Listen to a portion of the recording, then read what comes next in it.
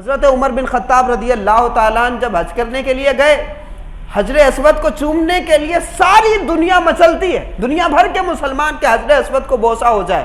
حج کا ایک رکن ہے، ورنہ تو اسلام تو پتھروں سے دور کرنے آیا۔ کیا وجہ ہے کہ حجر اسود کو چومنے کے لیے لائن لگی رہتی ہے؟ اس کے بارے میں فضیلت یہ ہے کہ جو حجر اسود کو چوم لیتا ہے تو اللہ رب العزت نے حجر اسود کے اندر یہ اسپرٹ رکھی ہے کہ وہ انسان کے گناہوں کو کھینچ لیتا ہے، جذب کر لیتا ہے۔ تو حجر اسود کے اندر یہ صلاحیت ہے، کس نے پیدا کی؟ اللہ نے، یعنی پتھروں کو بھی وہ صلاحیتیں دے دیتا ہے۔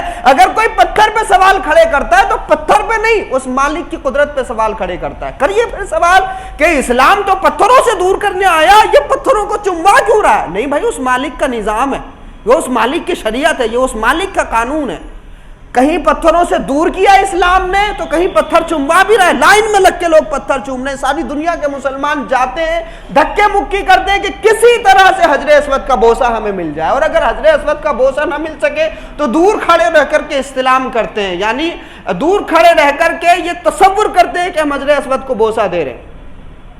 تو حجر اسود، حضرت عمر بن خطاب، دنیا بھر کے مسلمانوں کا نظریہ یہ ہے کہ ہمارے گناہ معاف ہو جائیں گے، لیکن حضرت عمر بن خطاب حجر اسود کو مخاطب کر کے پتہ ہے کیا کہتے ہیں؟ بڑا پیارا جملہ ارشاد فرماتے ہیں، وہ کہتے ہیں اے حجر اسود، اے پتھر، مجھے پتا ہے کہ تو پتھر ہے، نہ تو مجھے نفع پہنچا سکتا ہے نہ نقصان پہنچا سکتا ہے، میں تو تجھے صرف اس لیے چوم رہا ہوں کیونکہ تجھے میرے نبی نے چوما ہے، میں تجھے صرف اس لیے چوم رہا ہوں کیونکہ تجھے میرے نبی نے چوما ہے۔ اگر تجھ پر میرے نبی کے ہونٹ نہ لگے ہوتے تو کبھی بھی عمر بن خطاب تجھ کو نہ چومتا۔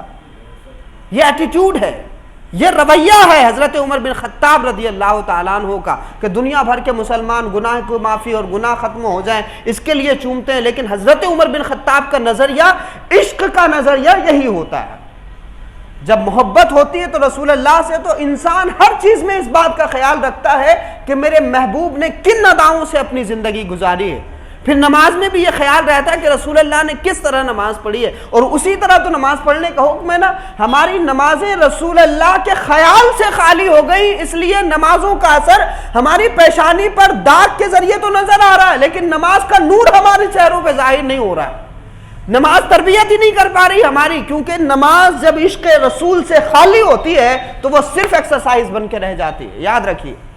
تو وہ حضرت عمر بن خطاب حجر اسود کو چومتے ہوئے یہ کہتے ہیں کہ اے پتھر، نہ تو مجھے فائدہ پہنچا سکتا ہے نہ نقصان پہنچا سکتا ہے، عمر تجھے صرف اس لیے چوم رہا ہے کہ تجھے میرے نبی نے چوما ہے۔